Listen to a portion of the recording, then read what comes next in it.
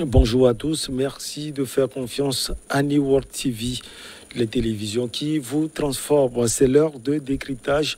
Nous recevons Mamadou Diouf. Avec lui, nous allons parler du Burkina Faso. Le président Kaboré serait emporté par la crise sécuritaire. Mamadou Diouf, bonjour, vous allez bien? Bonjour Michel, je vais très bien. Nous avons dit serait parce que jusqu'alors, les informations ne sont pas confirmées, Mamadou Diouf. Oui, les informations ne sont pas confirmées. On est parti d'une mutinerie le dimanche. En pleine nuit, on a parlé de l'arrestation du président de la République. Le matin, les gens ont semblé même savoir qu'il était au niveau du camp Sangoulé et la Mizana. Mais en début d'après-midi, on apprend d'autres informations. Il serait en lieu sûr. Certains médias burkinabés même pensent qu'il serait au niveau de la gendarmerie de Paspanga.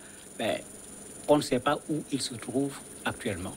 Et cela est plausible également au moment où nous parlons, parce que généralement, quand un coup d'État est réussi, on part à la radio, à la télévision, pour faire la déclaration habituelle, fermer les frontières, dissoudre l'Assemblée, dissoudre le gouvernement, suspendre la Constitution.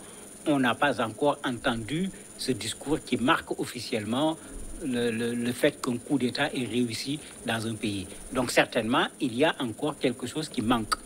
Est-ce que c'est le chef de l'État qui n'ont pas? Est-ce qu'il y a des négociations dans les coulisses? Qu'est-ce qui se passe? On n'a pas véritablement l'information à l'heure actuelle. Avant d'avoir les informations plus claires, Mamadou Diouf, il faut dire que le Burkina Faso a vécu un week-end compliqué avec les manifestations qui sont interdites aussi par la mairie de Ouagadougou. Tout à fait. Il y avait des manifestations prévues le samedi, 2 d'ailleurs. Une des manifestations avait pour but de soutenir les forces de défense et de sécurité, puisque comme tout le monde le sait depuis quelque temps, ces forces payent un lourd tribut devant ces groupes extrémistes violents qui sont en train d'inonder le Burkina. Il y avait une autre manifestation qui n'avait rien à voir avec la politique intérieure du Burkina, mais qui avait pour but de soutenir le colonel Goïta au niveau du Mali. Les 2 manifestations ont été interdites, mais malgré tout, les populations sont sorties. Il y a eu de petites manifestations, des courses-poursuites, des gaz lacrymogènes, mais ça, c'est le samedi. Le dimanche, c'est les coups de feu au niveau du camp Sangoulé, la Mizana en particulier, au niveau d'autres camps également, à Kaya, à peu près 100 km de Ouagadougou, éventuellement à Waïguia, puisqu'on dit que là-bas également, il y a eu des coups de feu. Et cette mutinerie, puisque c'est à cela que les gens pensaient, et une mutinerie à laquelle les gens s'attendaient, puisque tout récemment, le président avait pratiquement changé tous les premiers responsables de l'armée, et ce changement avait entraîné des mécontentements dans la troupe. Et la troupe avait manifesté ce mécontentement-là. Donc, au départ, c'est ce qu'on croyait. Et même d'ailleurs, la première revendication, c'était cela. On demandait le changement du chef d'état-major général des armées, puisqu'il considérait que ce n'était pas la personne qu'il faut. Mais c'était une revendication par une voix anonyme. Cette voix n'a jamais signé en disant que c'est un tel qui parle. Aujourd'hui, on est plutôt en face, je dirais, d'un coup d'État rampant, parce qu'il est quand même très lent. Dimanche, lundi, après-midi, le coup d'État n'est pas encore fini. Bon, on attend de voir à quoi cela va aboutir. Quand vous entendez les Burkinabés parler, Mamadou dit, on peut dire tout simplement que la situation sécuritaire devient intenable. Mais elle est intenable depuis. Quand on a tué 53 militaires à Inata, tout le monde s'était dit, mais attention, on risque un coup d'État militaire parce que les militaires n'aiment pas l'affront. On a vu la réaction du président de la République, mais il se trouve que c'est la même réaction qu'on avait vue quand il y a eu d'autres massacres. À chaque fois qu'il y a eu des massacres, sous la pression des populations, on a tantôt changé de Premier ministre, tantôt changé de ministre de la Défense. Donc, on a fait sauter tous les fusibles. Finalement, c'est le contraire qui saute actuellement. Puisque la dernière grande manifestation qui a eu lieu aussi bien à Ouagadougou que dans un certain nombre de villes au Burkina, qui a été à l'origine de la mise en place du gouvernement actuel avec le Premier ministre qui est là présentement, c'est à l'issue d'une manifestation où les populations demandaient directement le départ du président de la République. Alors que souvent les manifestations demandaient le départ du Premier ministre, le départ du ministre de la Défense. Ici, les manifestants avaient demandé clairement le départ du président de la République. Il a fait sauter un autre fusible, le Premier ministre, mais de plus en plus, une partie de la population considère que lui-même, il fait partie finalement du problème. Et ceux-là veulent sa chute et vous les voyez manifester, soutenir les militaires actuellement en les encourageant à aller jusqu'au bout pour mettre fin au pouvoir de Roch-Marc Christian Kaboré. On reproche également au président Roch-Marc Christian Kaboré d'avoir participé à la messe qui sanctionne le Mali par la CEDEAO. Oui, mais quand le Mali est sanctionné, il faut dire que c'est normal.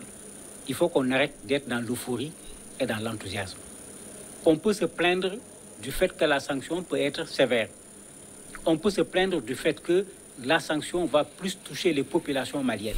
Mais moi, je trouve qu'il est normal, il est logique que quand on a donné à des gens 18 mois pour faire une transition, les gens l'ont accepté, ils ont signé une charte. Quand ces gens-là ne respectent pas ces 18 mois, ce n'est pas à ces gens de dire qu'ils vont augmenter la transition, encore moins de proposer une période de 5 ans. Pour moi, c'était une façon de se moquer de la CEDEAO, c'était une façon de se moquer de l'Union africaine. N'oublions pas que c'est nous-mêmes, on a mené des combats pour refuser les coups d'État, obligeant la CEDEAO à mettre ses sanctions, obligeant l'Union africaine à mettre ses sanctions, qui étaient automatiques quand il y a coup d'État quelque part. On n'essaie pas de savoir quelle est la pertinence, quelle est la cause. On demande directement à ceux qui ont fait le coup d'État de se mettre à part. On dit à l'État, tu es suspendu par rapport aux organisations internationales. Ça n'a rien à voir avec le Mali. C'est un principe. Soit on est pour les principes, soit on n'est pas pour les principes. Mais en ce moment, même les coups d'État, il faut leur souhaiter la bienvenue parce que parfois, ça vient à des moments où on ne sait plus où aller. Mais un coup d'État, c'est un coup d'État. Le principe veut qu'il soit condamné. Alors, Mamadou, c'est un flou total alors au Burkina Faso actuellement. Que peut-on s'attendre dans les heures à venir? Il y a deux perspectives actuellement. La première, c'est que le coup d'État est jusqu'à son terme. À ce moment, on verra les militaires sortir, puisque pour le moment, c'est le nom de Paul-Henri Damiba qui est le plus prononcé, mais on ne l'a pas vu, on ne l'a pas entendu. N'oublions pas que dans d'autres coups d'État, on avait donné des noms et ce n'est pas la personne qui avait été citée qui est sortie. Attendons de voir, d'abord, est-ce que c'est lui? Et attendons de les voir à la télévision, puisqu'ils ont déjà occupé les locaux de la télévision burkinabé. Attendons de les voir faire une déclaration pour qu'on sache d'abord à qui on a affaire et est-ce qu'il s'agit d'un coup d'État ou bien est-ce que c'est simplement le changement du chef d'état-major général de l'armée, comme on le disait le dimanche, qui est l'objet de tout ce que l'on a vu jusqu'à présent. L'autre possibilité, c'est qu'ils veulent faire un coup d'État, voire même ils y sont, mais ils ne parviennent pas encore à mettre la main sur le président de la République. Puisque vous avez vu, il y a une sorte de nouvelle mode de coup d'État maintenant. On attrape le président, on lui donne un bic et une feuille, on lui demande d'écrire sa démission pour mettre davantage dans la confusion les organismes internationaux pour dire non, c'est le président qui a démissionné, ça ne change rien. Quand on écrit une lettre entourée par des militaires qui sont armés, ce n'est pas une démission, il a été démis de ses fonctions d'une façon ou d'une autre. Mais s'ils n'ont pas réussi à le faire, est-ce que c'est parce qu'ils ne l'ont pas entre leurs mains, ils ne l'ont pas arrêté comme on l'a dit à partir du dimanche nuit, mais en ce moment, le coup d'État n'est pas encore arrivé à son terme.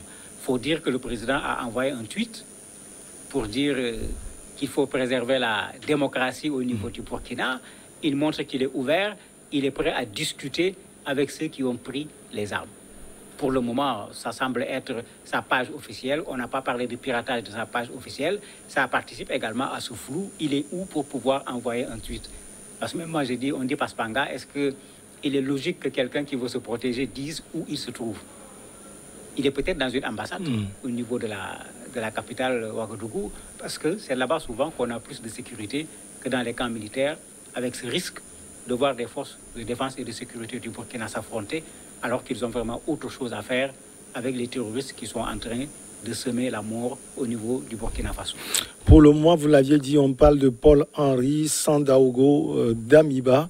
Alors, qu'est-ce qu'on sait de ce militaire? C'est vrai que quand on fouille, on dit qu'il a fait l'école militaire de Paris, il est titulaire de 2 masters, c'est tout ce qu'on sait de ce monsieur. En fait, c'est un militaire de carrière, c'est quelqu'un qui est connu, c'est quelqu'un qui est auteur même, puisqu'il a publié un ouvrage. Mais ça ne suffit pas, parce que pour moi, ce n'est pas le profil qu'il faut chercher dans ce genre de situation. La question qu'on doit se poser, c'est pourquoi ce coup d'État? C'est d'abord une question. La deuxième question, est-ce que c'était le moment? Dans un Burkina qui a d'énormes difficultés aujourd'hui pour assurer la sécurité des militaires, voire même des militaires qui ont des difficultés pour assurer leur propre sécurité, Quand on vient déstabiliser toutes les institutions, est-ce qu'on rend le Burkina plus fort par rapport au groupe armé ou on rend le Burkina plus faible par rapport au groupe armé? Mais l'autre élément, si c'est les coups d'État qui devaient développer un pays, l'Afrique devait être le continent le plus développé du monde. Si nous ne sommes pas les champions du monde en matière de coups d'État, on n'est pas loin. N'oublions pas, on a mis Zida au Burkina après l'insurrection. Tout le monde a vu là où ça a abouti. Rappelez-vous de Dadis Camara, il y avait eu beaucoup d'euphorie. On a vu là où ça a abouti.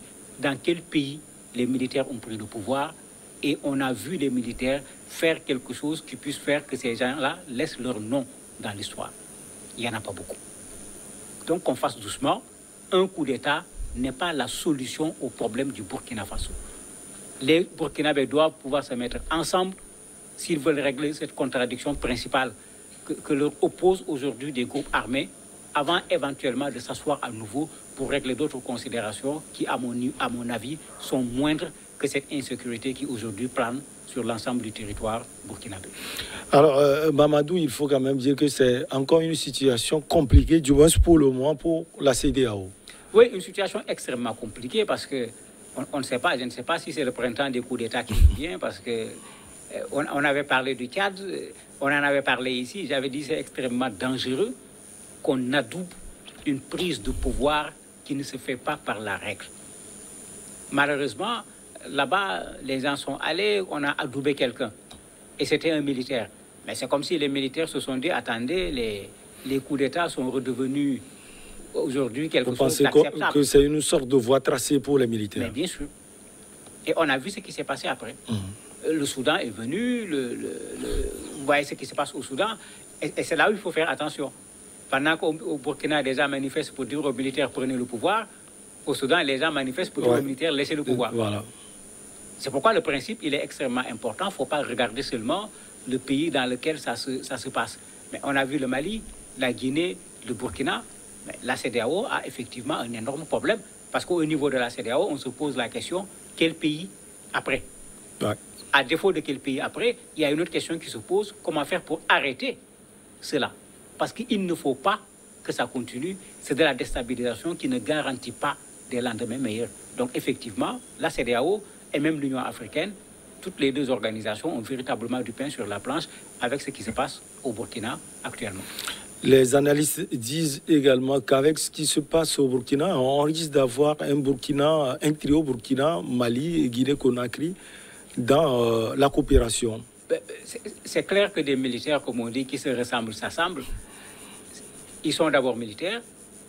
Ils seront en face des mêmes sanctions par rapport à l'Union africaine et par rapport à la CEDEAO. Et quand vous sanctionnez des gens ensemble, vous créez une sorte de solidarité entre ces gens. Mais qu'on ne se trompe pas. Le Mali, le Burkina, la Guinée pèsent quoi au niveau de la CEDEAO? Ils pèsent quoi au niveau de l'Union africaine? Ils pèsent quoi au niveau mondial? Il faut que les gens quand même restent avec leurs pieds sur terre. Même ces trois pays ensemble, je ne vois pas qu'est-ce que ces gens peuvent faire de façon extraordinaire parce qu'encore une fois, ces militaires qui ont fait des exploits en Afrique, on ne les compte pas sur une main. Donc pour moi, jusqu'à présent, ces gens, à part de l'euphorie, à part des déclarations, n'ont pas encore présenté un plan de développement de leur pays. Ils ne nous ont pas montré pour le moment quelque chose d'extraordinaire qui puisse nous faire croire qu'ils vont faire mieux que les autres. Moi, je ne me laisse pas emporter aussi facilement. Ceux-là au Mali ont déjà fait 18 mois. Ils n'ont pas réglé la question de la sécurité. Ils ont réglé quel problème au Mali? Ni le problème des syndicats qu'ils avaient utilisé comme argument pour prendre le pouvoir. Ils n'ont pas réglé le problème. D'ailleurs, les syndicats même étaient en grève. Ils s'apprêtaient à aller encore en grève. C'est les sanctions de la CEDEAO qui les ont amenés à suspendre la grève. Quel problème ils ont réglé au niveau du Mali pour le moment? Je ne le vois véritablement pas. Merci beaucoup à vous, Mamadou Diouf. On va marquer une petite pause et derrière, on reçoit Luc Abaki, journaliste.